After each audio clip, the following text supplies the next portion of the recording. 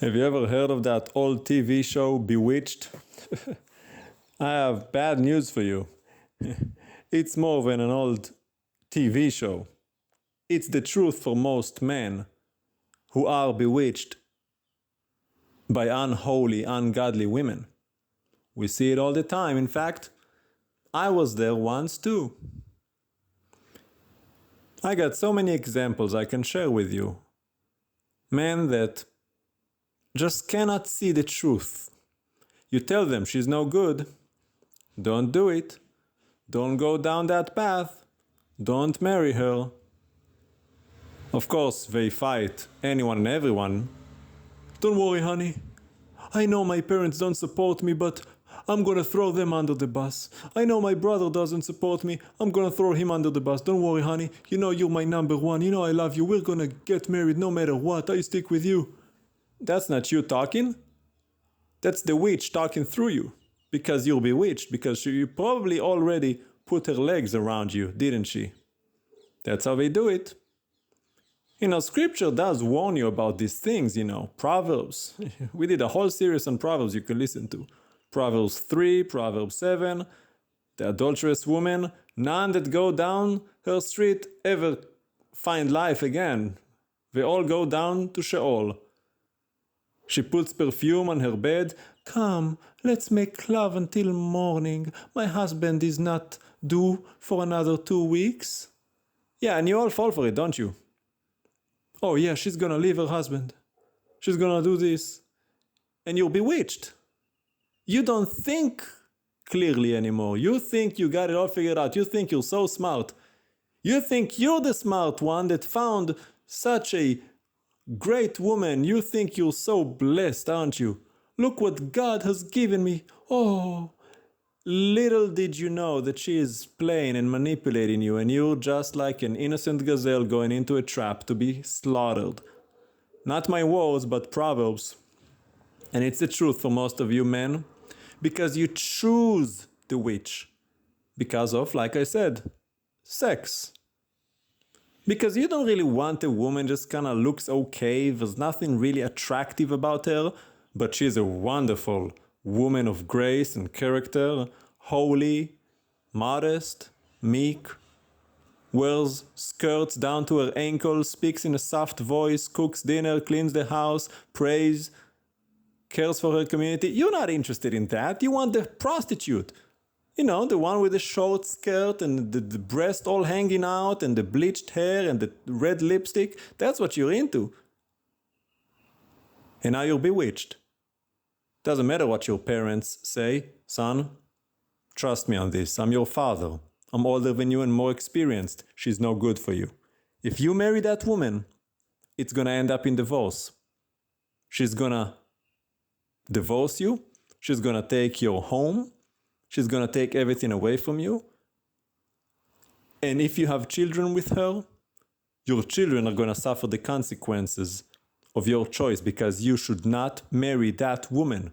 She's not right, she's not good, she's not holy. You don't support me, I don't need you to agree with me, I love her and I'm gonna marry her anyway. Sounds familiar? That's how most of you talk. I'm sure you can think of someone. If it's not you, then it's your brother. If it's not your brother, then it's your cousin. If it's not your cousin, then it's your neighbor. You think you're so smart. You think you can read that woman better than anyone else because she winks at you and she touches you nice and she speaks softly in your ear. All she has to do is put her leg on your knee. Look what happened with Ahab. I just did that message. Ahabs are everywhere. It says about him, there was no other king who was so led astray by his wife as Ahab was. And Ahab wasn't like the most evilest of kings. He wasn't. He was a doofus. He was just stupid. But he was led by his Jezebel wife. She was the evil one. She was the demonic force behind him. She's the one that plotted the murder and false witnesses against Nevot. It wasn't Ahab. He was just stupid, and he went like a lamb to the slaughter. He was bewitched. And so many of you, Stephen can testify, family members, friends. I have some myself, all of, almost everyone in my family are divorced. My father, his brother, his late sister, everybody got divorced. Why? No wisdom. Now, we're not all divorced for the same reason, obviously. Things don't work out for one reason or another because you don't follow the recipe. But the point being, why do you have to learn the fact after the fact? Why not apply wisdom in the first place and not go down the path? There's a reason why it says, son, listen to my words. Do not forsake your mother's teaching. There's a reason why Devarim 6 says, impress these words of mine on your heart, on your children, when you walk in the road, when you get up, teach them. But you don't listen because you're already bewitched. You think you know what you want, and you don't, because before you've been bewitched by the woman, you've been bewitched by the image of the woman. You know. You think pretty woman, what do you see?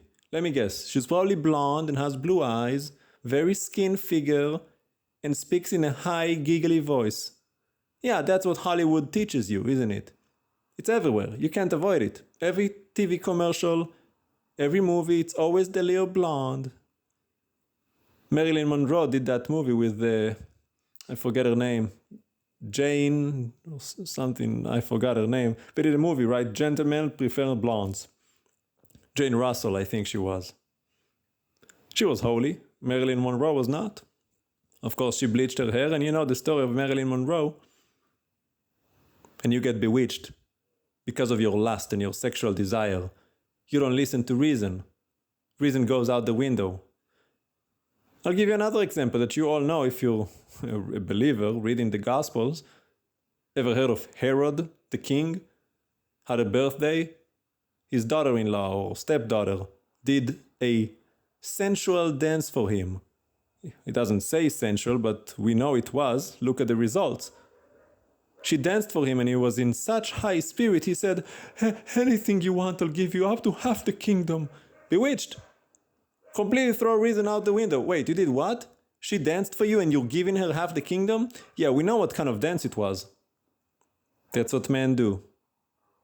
You're bewitched. And now it's over for you. You're not going to listen to reason. Your receptors are sealed and clogged with wax. That's what they do. The woman, the first thing she does, put her fingers in your ears so that you hear nothing except for her wooing. And you're going to be led into the slaughter. And now it's too late. Now you're married. Now you're suffering. Now you're drinking. Obviously, she's drinking. And now you probably have a child or two because, well, you know, she's a prostitute and very sexually active, so you know she's pregnant. And now you got a child, and what are you going to do? Ping pong that child? Now you're going to destroy another innocent life just because of your stupidity? So now those children are gone. They're going to grow up to a drunk father, a drunk mother, and you're probably going to get a divorce, and they're going to have two fathers and two mothers if you ever get remarried, and she's probably going to get remarried again and again and again. And that child is ruined. His life is over before it has ever had a chance to begin because you made a horrible choice. Don't blame the woman. You chose her. Oh, sure, she seduced you and manipulated you. Yeah, but why did you fall for it? See, it's like the Creator said to Adam and Chava in the garden. Chava said, I was deceived by the serpent. Yes, but you knew what you were supposed to do. I told you the commandment not to eat from it.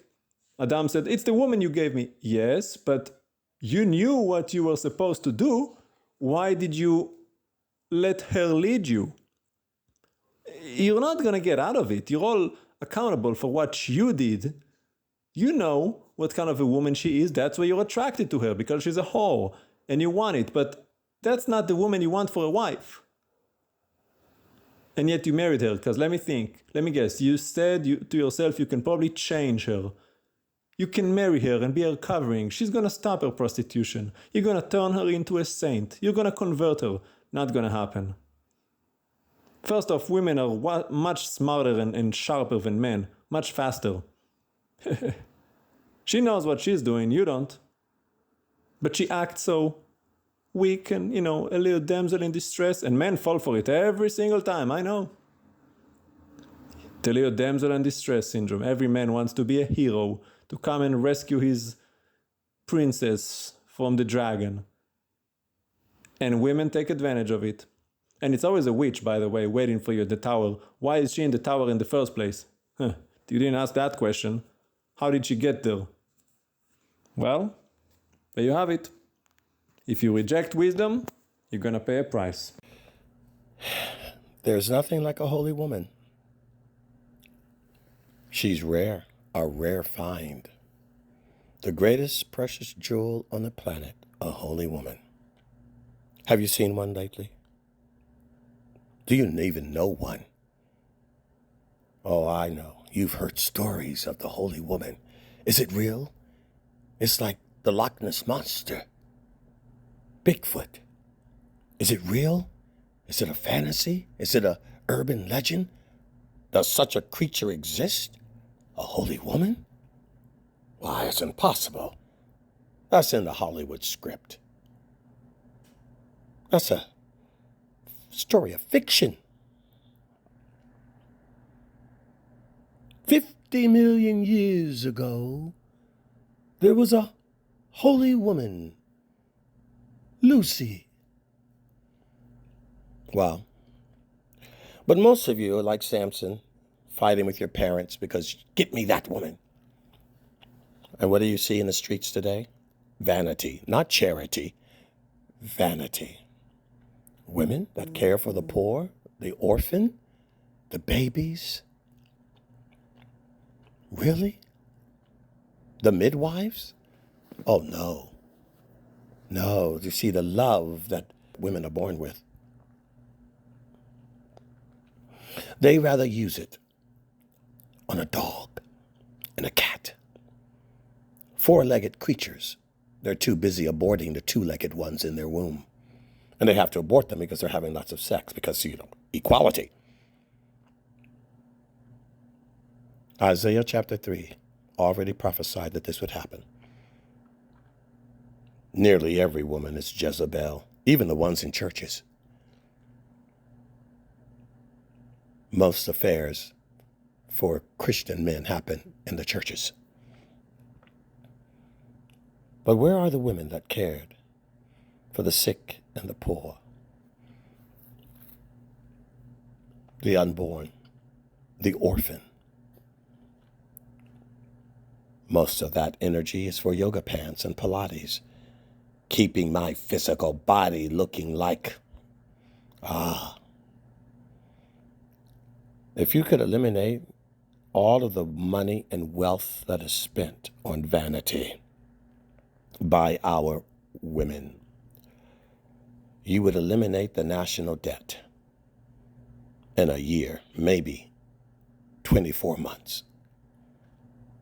All of that energy that would be devoted for the homeless, the childless, the sick, the old. Imagine what kind of daughters they would raise for men to marry if women ever became holy again. Interesting. And they say now in all the studies, most divorces are not by men, they are by women. And it's not because of abuse, it's because of power.